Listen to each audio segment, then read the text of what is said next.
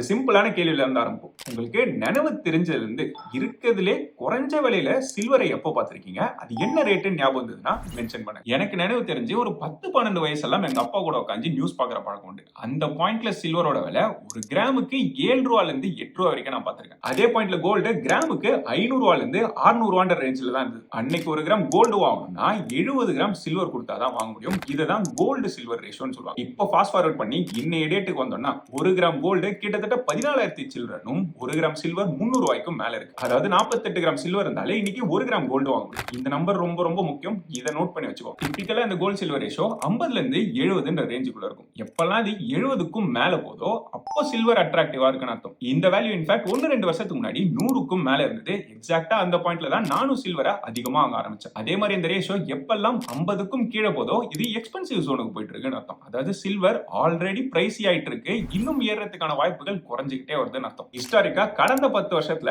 இருக்கிறதுலே லோவஸ்ட் பாயிண்ட்ல இன்னைக்கு தான் இருந்துட்டு இருக்கும். கிட்டத்தட்ட 50 ரேஞ்சில். இன்ஃபேக்ட் இந்த டைமை எக்ஸ்பேண்ட் பண்ணி 15 வருஷத்துக்கு பார்த்தோம்னா 2011ல ஒரு வாட்டி இந்த ரேஷியோ 35 ரேஞ்சு கிட்ட போச்சு. அங்க இருந்து 40 வருஷத்துக்கே பார்த்தாலும் இந்த ரேஷியோ 30க்கும் கீழே எல்லாம் போனதே கிடையாது. இந்த ரேஷியோ எப்பெல்லாம் கீழே போயிட்டே இருக்கோ அந்த பாயிண்ட்ல இருந்து சில்வர் ஒன்னு ஸ்டெபிலைஸ் ஆக ஆரம்பிக்கும், இல்லனா அங்க இருந்து கீழே விழ ஆரம்பிக்கும், இல்ல கோல்டு நல்லா மேலே ஏறி போக ஆகும். அதாவது டிபிக்கலா கோல்டுங்கிறது அட்ராக்டிவா இருக்குன்றதா மீன் ஆகும். சோ பர்சனலா இந்த ரேஷியோ 80க்குலாம் மேல போச்சுன்னா சில்வர் அட்ராக்டிவா இருக்கு, வாங்க ஆரம்பிக்கணும். 50க்கும் கீழே போக ஆரம்பிக்கணும்னா ஜாக்கிரதையா இருக்கணும்னு அர்த்தம். 40க்குலாம் கீழே போகுதுன்னா ஆல்ரெடி நம்ம வித்து ப்ராஃபிட்டை புக் பண்றது நல்லது. 30 கீழே எல்லாம் போச்சுன்னா சில்வரை கம்ப்ளீட்டாவே எக்ஸிட் பண்ணிடுவோம். சோ இப்போ ஆரம்பத்துல கேட்ட கேள்வியில இருந்தே வருவோம்.